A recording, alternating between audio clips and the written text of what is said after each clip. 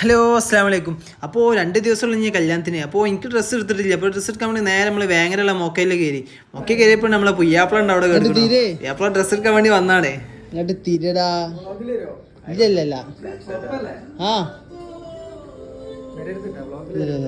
അവനക്കാണെങ്കിൽ ഒടുക്കത്തെ മടിയാണ് വ്ളോഗിൽ വരാനൊക്കെ. വീഡിയോ എടുക്കേണ്ടത് കാണുമ്പോൾ തന്നെ അവൻ പായും. പക്ഷേ എന്താ പറയുക, നമ്മൾ വെറുതെ വിടുമോ? നമ്മളെ ഒരിക്കലും വെറുതെ വിടില്ലല്ലേ. സംഭവം എന്ന് പറഞ്ഞാൽ അതിൻ്റെ കൂടെ 7 വർഷൻ്റെ കൂടെ പഠിച്ചതാണ്, ഞങ്ങൾ ഒരുമിച്ച് പഠിച്ചതാണ്. അപ്പോൾ ഇപ്പം നമ്മൾ അളിയന്മാരാകും പോണേ ഇൻഷാ അല്ലാ. ഇപ്പം നമ്മുടെ മൊക്കയിൽ കയറി കുറേ തപ്പിട്ട് ഡ്രസ്സും കാര്യങ്ങളൊക്കെ തപ്പി. പക്ഷേ ശരിക്കും പറഞ്ഞാൽ കിട്ടിയില്ല. പിന്നെ ഓനക്ക് നമ്മൾ ഒരു കിരീടം വെച്ച് കൊടുക്കി. ചെക്കനല്ലേ, അപ്പോൾ ഓൻ വെച്ച് നോക്കി എങ്ങനെ ഉണ്ട് നോക്കി. ഓനാണെങ്കിലോ ക്യാമറയുടെ മുന്നിലേ നിൽക്കണേ ഇല്ല, ഓടുക.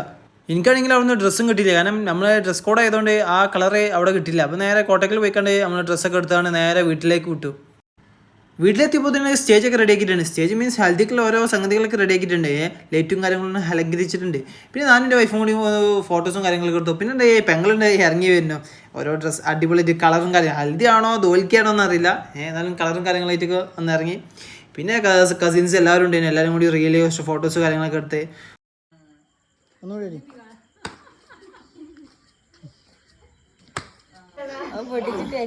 ട്രോള് വരും.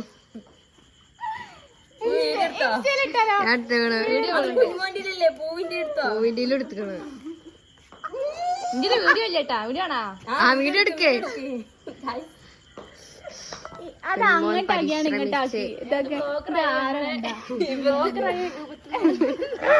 ഒരു പോപ്പർ പൊട്ടിക്കാൻ പോലും അറിയില്ല. പെണ്ണുങ്ങളും പുതിയാപ്പിളയും പരിശ്രമിക്കളെ.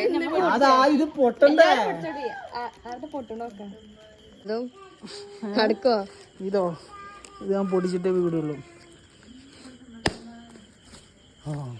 പൊട്ടി പൊട്ടിക്കായി.